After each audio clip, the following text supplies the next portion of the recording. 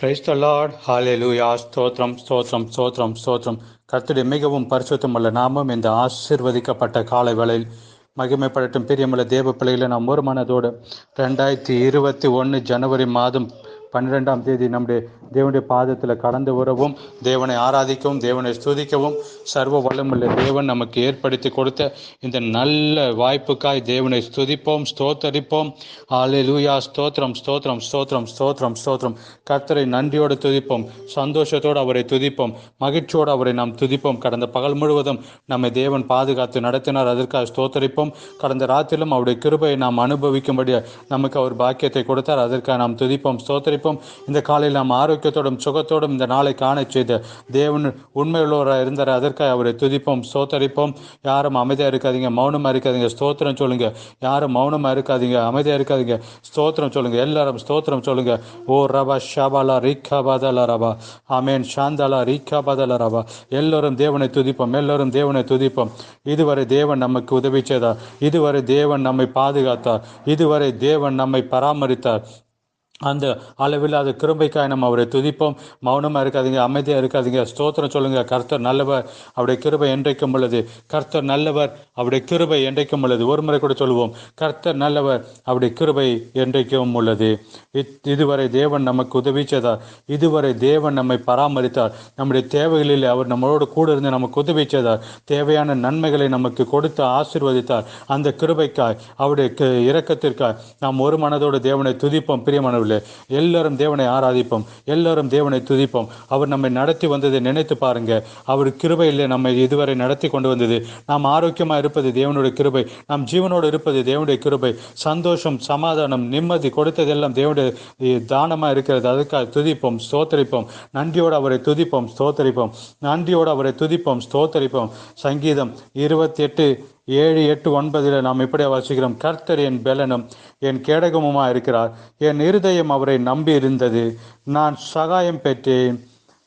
ஆகையால் என் இருதயம் களி கூறுகிறது, என் பாட்டினால் அவரை துதிப்பேன். பாருங்க, ஆமென். கர்த்தர் என் பெலனும் என் கேடகமாக இருக்கிறார். சத்தமாக சொல்லுங்க. கர்த்தர் என் பெலனும் என் கேடகமாக இருக்கிறார், என் இருதயம் அவரை நம்பி இருந்தது, நான் சகாயம் பெற்றேன். ஸ்தோத்திரம். அதனால ஆமேன் என் இருதயம் களி கூறுகிறது. ஆமேன். அதனால என் இருதயம் களி கூறுகிறது. ஆமேன். எனக்கு சகாயம் பெற்றேன், நான் தேவனிடத்தில் சகாயம் பெற்றேன், அதனால என் இருதயம் ஆமேன் களி கூறுகிறது. எந்த பிரச்சனை மத்தியிலும், போராட்டத்தின் மத்தியிலும் நான் விடுதலையாய் நாம் வெளியே வர முடியும். ஆமேன். காரணம், கர்த்தர் நமக்கு சகாயராக இருக்கிறார், நான் சகாயம் பெற்றேன், அதனால் என் இருதயம் களி கூறுகிறது. கர்த்தர் அவருடைய பெலன், அவரே நாம் அபிஷேகம் பண்ணினவனுக்கு அரணான அடைக்கலமானவர். ஆமேன். கர்த்தர் அவருடைய தன்னுடைய ஜனங்களுக்கு பலனாக இருக்கிறார். தம்முடைய ஜனத்திற்கு அவர் அபிஷேகம் பண்ணி அவர்களுக்கு அரணான கோட்டையாக இருக்கிறார். தேவரீர் உமது ஜனத்தை ரட்சித்து உமது சுதந்திரத்தை ஆசீர்வதியும், அவளை போஷித்து அவருடைய என்றென்றைக்கும் உயர்த்தி அருளும். நாம் தேவனை துதிப்போம், ஸ்தோத்தரிப்போம். ஒரு மனதோடு நாம் ஜெபிப்போம். எல்லாரும் கண்களை மூடுவோம், நாம் சேர்ந்து தேவனை துதிப்போம். எல்லாரும் ஒரே சிந்தையோடு தேவனை துதிப்போம். உங்கள் இருதயத்தை ஒருமுகப்படுத்தி நீங்கள் ஜெபிங்க. அதையும் இதையும் சிந்தித்து கொண்டிருக்காதீங்க.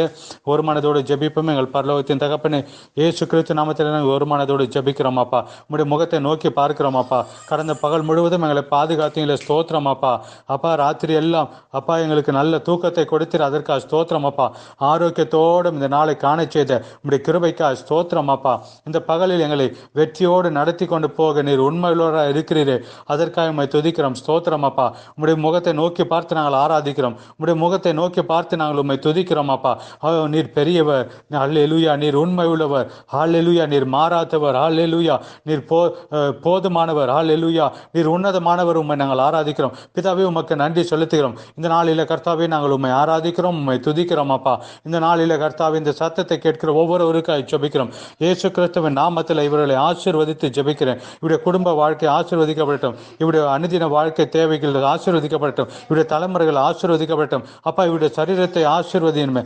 ஆமென். ஆரோக்கியம், சந்தோஷம், சமாதானம் இவளுக்கு கொடுத்து ஆசீர்வதிப்பதற்காக கொடுத்ததுக்காக நன்றி. உம்முடைய பிள்ளைகளை ஒரு முறை கூட இயேசு கிறிஸ்துவ நாமத்தில் நான் ஆசீர்வதிக்கிறேன். Thank you Jesus. வியாதியா இருக்கிறவர்களுக்காக ஆமென் ஜெபிக்கிறேன். இந்த நாளில் கர்த்தாவே இயேசு நாமத்தில் அவர்கள் சுகத்தை பெற்றுக்கொள்ளட்டும். வானத்துக்கும் பூமிக்கும் அதிகாரமுள்ள இயேசு கிறிஸ்துவ நாமத்தில் சுகம் உண்டாகட்டும். Thank you Jesus. இயேசு கிறிஸ்துவ நாமத்தில் சுகம் உண்டாகட்டும். இயேசு கிறிஸ்துவ நாமத்தில் சுகம் உண்டாகட்டும். ஹல்லேலூயா. உம்முடைய கிருபையால் நிரப்புங்க அப்பா. தைராய்டு பிரச்சனையால் கஷ்டப்படுகிறவர்களுக்காக ஜெபிக்கிறோம். இயேசுவின் நாமத்தில் பரிபூர்ண சுகம் அவருடைய சரீரத்தில் உண்டாகட்டும். இயேசுவின் நாமத்தில் வேரோடு அவருடைய சரீரத்திலிருந்து பிடுங்கி எடுக்கப்படட்டும் அப்பா. ஆமென் ஆமென். இயர் இம்பேலன்ஸினால் கஷ்டப்படுவர்களுக்காக ஜெபிக்கிறோம். இயேசு கிறிஸ்துவின் நாமத்தில் ஆமென். அந்த ஃப்ளூயிட் இம்பேலன்ஸ் எல்லாம் மாறட்டும் கர்த்தாவே. இயேசுவின் நாமத்தில் நார்மலாய் மாறட்டும். தேவனுடைய கரத்தை தொட்டு நீர் அவருடைய சுகத்தை கொடுத்ததுக்காக நன்றி அப்பா.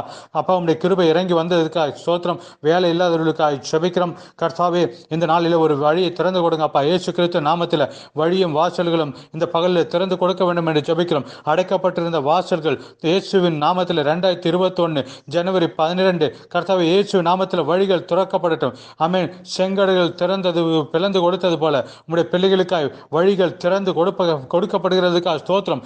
அற்புதங்கள் நடக்குகிறதற்காக ஸ்தோத்திரம். அது போல அப்பா நன்றி கர்த்தாவே. ஹல்லேலூயா. ஆமென். கோர்ட்டில் கேஸில் மூலமாக கஷ்டப்பட்டு கொண்டிருக்கிறதுக்காக ஜெபிக்கிறோம். அதில் கர்த்தர் ஒரு விடுதலை கொடுக்கணுமே. நீதியோட நியாயம் செய்ய வேண்டும் என்று ஜெபிக்கிறோம். நீர் போதுமானவராக இருக்கிறீர ஸ்தோத்திரம் அப்பா. அப்போ இந்த நாளில் உங்களுடைய பிள்ளைகளுக்காக நீர் நீதியோடு நியாயம் செய்கிறதற்காக ஸ்தோத்திரம் அப்பா. ஹல்லேலூயா. ப்ராப்பர்ட்டி சம்பந்தத்தில் கஷ்டப்பட்டு கொண்டிருக்கிற வேதனையோடு இருக்கிறவர்களுக்காக ஜெபிக்கிறோம். இயேசு கிறிஸ்து நாமத்தில் அதில் தேவனுடைய கரம் நீட்டு அற்புதம் செய்யட்டும். அற்புதங்கள் நடக்கட்டும் அப்பா. கர்த்தாவே ஆமென். நீர் உம்முடைய பிள்ளைகளை ஆசீர்வதித்து ஆமென் கரம் பிடித்து நடத்துகிற கிருபைக்காக ஸ்தோத்திரம். தொடர்ந்து நீர் எங்களோடு பேசுகிறதற்காக ஸ்தோத்திரம். இயேசு கிறிஸ்துவின் நாமத்தில் ஆமென் ஆமென் ஆமென். கர்த்தர் உங்களை ஆசீர்வதிக்கட்டும். கர்த்தருடைய கிருபையும் சமாதானமும் உங்களுடைய வாழ்க்கையில் பெருகி வரட்டும் என்று நான் ஜெபிக்கிறேன். ஆமென். இன்றைக்கு நாம் வாசிக்க வேண்டிய பைபிள் ரீடிங் ஆமென். ஒரு வருஷத்தில் நாம் ஒரு முறை வாசித்து முடிக்க விரும்புகிறவர்கள் ஆமென். ஆதியாகமம் 23-24 அதிகாரம், சங்கீதம் 12 அதிகாரம், மத்தேயு 23-24 நாம் வாசிக்க வேண்டும். ஆமென். 6 மந்தில் நாம் வாசித்து முடிக்க வேண்டும் என்று தீர்மானித்தவர்கள் ஆமென். யாத்திராகமம் 6 முதல் 10 அதிகாரம் வரை வாசிக்க வேண்டும். அல்லேலூயா. சரியா நீங்கள் அதை வாசித்து முடித்து விடுங்க. பெண்டிங் இல்லாமல் அதை வாசித்து முடிங்க. ஆமென். அப்படி செய்தால் நீங்களுக்கு ஈஸியாக அதை முடிக்க முடியும். தேவனுடைய கிருபை உங்களோட கூட இருக்கட்டும். தேவனுடைய சமாதானம் தேவனுடைய இரக்கம் உங்களோட கூட இருந்து உங்களுடைய வாழ்க்கையில் பெருகி வரட்டும் என்று ஜெபிக்கிறேன். நாம் ஒரு மனதோடு தியானிக்க போகிற வசனம் மார்க் 11:24. மார்க் 11:24. ஆதலால் நீங்கள் ஜெபம் பண்ணும்போது எவைகளை கேட்டுக்கொள்வீர்களோ அவைகளை பெற்றுக்கொள்வோம் என்று விசுவாசியுங்கள். ஹல்லேலூயா. ஆமென். அப்பொழுது அவைகள் உங்களுக்கு உண்டாகும் என்று சொல்லுகிறேன். இங்கிலீஷில் சொல்லுகிறது what ever you ask for in prayer. ஆமீன். உங்களுடைய ஜபத்தில் ஆமீன். இங்கே 2 காரியத்தை நாம் புரிந்து கொள்ள வேண்டும். முதலாவது நாம் ஜபிக்க வேண்டும். நமக்கு எந்த தேவையாக இருந்தாலும் நாம் ஜபிக்கிறவர்களாக இருக்க வேண்டும். காரணம், ஜபத்தை கேட்கிற தேவன் நம்முடைய தேவன். சிலர் கேட்பாங்க, கர்த்தருக்கு எல்லாம் தெரியுமே, அதுக்கு நாம் இப்போ எதுக்கு ஜபிக்க வேண்டும் என்று. தேவனுக்கு எல்லாம் தெரியும், நாம் எதற்கு ஜபிக்க வேண்டும் என்று கேட்கிறவர்கள் முட்டார்களாக இருப்பார்கள்.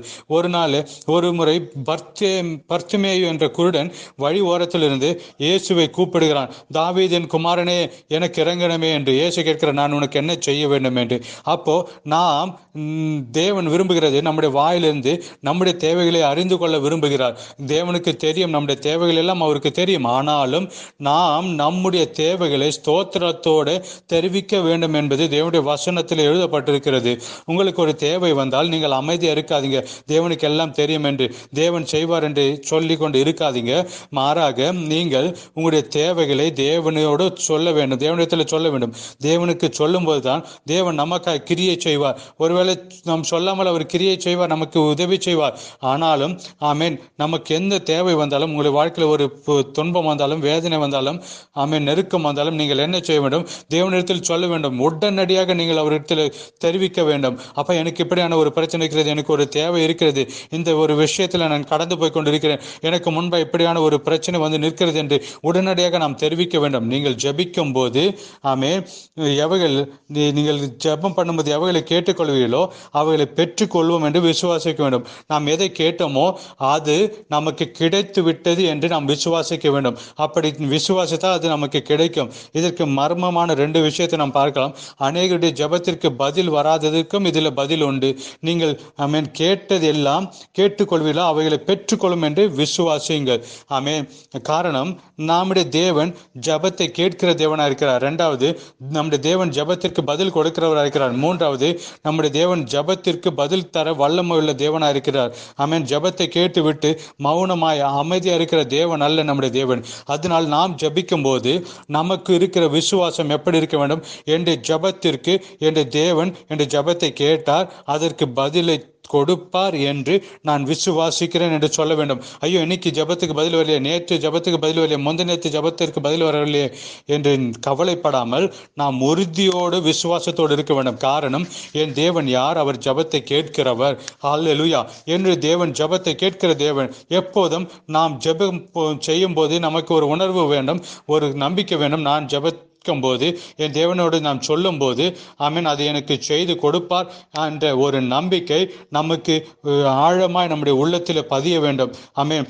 அந்த பெரும்பாடு உள்ள ஸ்திரியை குறித்து நாம் வாசிக்கிறோம். அவள் 12 வருஷமாய் ஆமென் அவள் ஆமென் உதிரத்தின் இரத்த பெரும்பாடு உள்ள ஸ்திரீ கஷ்டப்பட்டு கொண்டிருக்கும் போது அவள் வீட்டிலிருந்து கடந்து வரும்போது சொல்லுகிறாள், நான் அவருடைய வஸ்திரத்தை தொட்டால் ஆமென் என்னுடைய உதிரத்தின் ஊரல் நின்று போயும் என்று அவள் விசுவாசித்தாள். 12 வருஷமாக அவளுக்கு சுகப்படுத்த முடியாத வியாதி, நான் இயேசுவின் வஸ்திரத்தின் ஓரத்தை தொட்டால் சுகமாவேன் என்று அந்த ஸ்திரீக்கு ஒரு விசுவாசம் இருந்தது.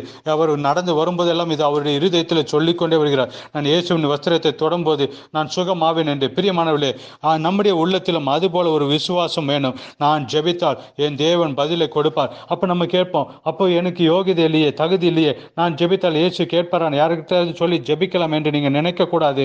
காரணம், உங்களுடைய தகுதியால் அல்ல உங்களுக்கு ஜெபத்திற்கு பதில் கிடைப்பது. இயேசு கிறிஸ்துவின் நாமத்தினால் உங்களுக்கு ஜெபத்திற்கு பதில் கிடைக்கிறது. என் நாமத்தினால் நீங்கள் கேட்டுக்கொள்வது எதுவோ, யோவானில் நாம் வாசிக்கிறோம், என் நாமத்தில் நீங்கள் கேட்டுக்கொள்வீர்கள். கேட்டுக்கொண்டால் இயேசு கிறிஸ்துவின் நாமத்தில் நாம் கேட்டால் என் பேரில் தரணும் என்றல்ல, இயேசு கிறிஸ்துவின் நாமத்தில் பிதாவே நான் உம்மிடத்தில் கேட்கிறேன். ஆமென். இயேசு கிறிஸ்துவின் நாமத்தில் நாம் போகும்போது ஆமென் பிதாவுக்கு அதை தள்ளிவிட முடியாது, அவர் அதை மறந்துவிட முடியாது. காரணம், இயேசு கிறிஸ்துவின் நாமத்தில் நீங்கள் கேட்கும் போது அது நிச்சயமாய் கிடைக்கும். அந்த ஒரு விசுவாசம் உங்களுக்கு வேண்டும். ஜெபத்திற்கு நீங்கள் போட்டு ஜெபிக்கும் போது, முழங்கால் படிட்டு ஜெபிக்கும் போது, ஜெபிக்க நீங்கள் நேரத்தை மாற்றும் போது, நான் எதை சொல்ல போகிறேனோ, நான் எதை கேட்க போகிறேனோ அது தேவன் எனக்கு கொடுப்பார் என்ற விசுவாசத்தோடு ஜெபிக்க வேண்டும். அப்படி ஜெபிக்கும் போது ஆமென் விசுவாசம் இருக்கிறதா, அற்புதம் நடக்கும். ஜெபிக்கிற ஒரு மனுஷனுக்கு, ஜெபிக்கிற ஒரு ஆளில ஆமென் ஞானத்தினால அவருடைய மனசுக்குள்ள ஒரு விசுவாசம் வேணும். ஜெபிக்கிறவர்கள் என்ன விசுவாசிக்க வேண்டும்? ஆமென். அவர் இரக்கம் உள்ள தேவன், மனதுருக்கம் உள்ள தேவன். ஆமென். நம்முடைய வேதனைகளை பார்க்கும்போது அவர் வேதனைப்படுகிற தேவன், நம்முடைய பாரத்தை பார்க்கும் போது அவரையும் பாரப்படுகிற தேவன். ஆமென். அவருடைய மனதை நாம் புரிந்து கொள்ள வேண்டும், அவருடைய ஞானத்தை நாம் புரிந்து கொள்ள வேண்டும். அப்படி நாம் ஜெபிக்கும் போது, புரிந்து கொண்டு ஜெபிக்கும் போது இன்றைய ஜெபத்திற்கு அவர் நிச்சயமாக பதில் கொடுப்பார் என்று நாம் விசுவாசிப்போம். இன்றைய ஜெபத்திற்கு நிச்சயமாக பதில் வரும் என்று விசுவாசிக்க வேண்டும். நீங்கள் ஜெபித்த எல்லா ஜெபத்திற்கும் ஒரு ஜெபம் போல பரலோகத்துக்கு போகாமல் இருக்கவில்லை, எல்லாம் பரலோகத்திற்கு போயிருக்கிறது. ஆனால் ஏன் மறுபடி வரவில்லை என்று, பதில் வரவில்லை என்று நீங்கள் கேட்கலாம். ஆமென். அவர் ஒரு பதிலை கொடுக்க, எப்பொழுது கொடுக்க வேண்டும் என்று ஆமென் ஒரு நேரத்தை வைத்திருக்கிறார். அதனால பிரியமுள்ள தேவ பிள்ளைகளே, இந்த பகலில் உங்களுக்கு ஒரு நம்பிக்கை வேணும். ஜெபிக்கும் போது எனக்கு கிடைத்து விட்டது என்று நாம் விசுவாசிக்க வேண்டும். ஜெபிக்கும் போது எனக்கு கிடைத்து விட்டது என்று நாம் விசுவாசிக்க வேண்டும். காரணம், நாம் ஜெபித்த உடனே அவர் பதிலை கொடுத்து விட்டார், பதிலை தந்து விட்டார், அது நம்மிடத்தில் வந்து விட்டது. ஆனால் அதை நாம் பெற்றுக்கொள்ள சில நேரத்தை வைத்திருக்கிறார். அந்த நேரத்தில் அதை நாம் பெற்றுக்கொள்வோம். ஆமென். ஜெபித்து விட்டு நாம் எழுந்திருக்கும் போது நம்முடைய முகம் எப்படி இருக்க வேண்டும்? பிரகாசம் உள்ளதாக இருக்க வேண்டும். அன்னாளை குறித்து நாம் வாசிக்கிறோம். அன்னாள் ஆலயத்திலிருந்து அவள் புறப்பட்டு போன பிறகு அவள் துக்க முகமாக இருக்கவில்லை, அவருடைய முகம் வாடவில்லை என்று நாம் பார்க்கிறோம். அன்னாளுக்கு புரிந்து விட்டது. ஆமென். தேவனிடத்தில் பாதத்தில் நான் ஜெபித்த ஜெபத்திற்கு அவர் பதில் கொடுப்பார் என்று ஏலி இங்கே இப்படியே சொல்லுகிறார், சமாதானத்தோடு போ, நீ இஸ்ரவேலின் தேவனிடத்தில் கேட்ட உன் விண்ணப்பத்தின்படி அவர் உனக்கு கட்டளையிடுவாராக என்று. ஆமென். அவள் ஆலயத்தை விட்டு போன பிறகு அவள் துக்க முகமாக இருக்கவில்லை. நீங்கள் பாயிலிருந்து எழுந்த பிறகு, நீங்கள் ஜெபித்த பிறகு, அதை குறித்து நீங்கள் பாரப்பட்டிருந்தால் உங்களுக்கு உங்களுக்கு விசுவாசம் இல்லை. நீங்கள் விசுவாசம் இல்லாதனால நீங்கள் அதை குறித்து துக்கத்தோடு இருக்கிறீங்க. நீங்கள் திரும்பவும் அதை குறித்து ஜெபிக்கிறீங்க. காரணம், உங்களுக்கு விசுவாசம் இல்லை.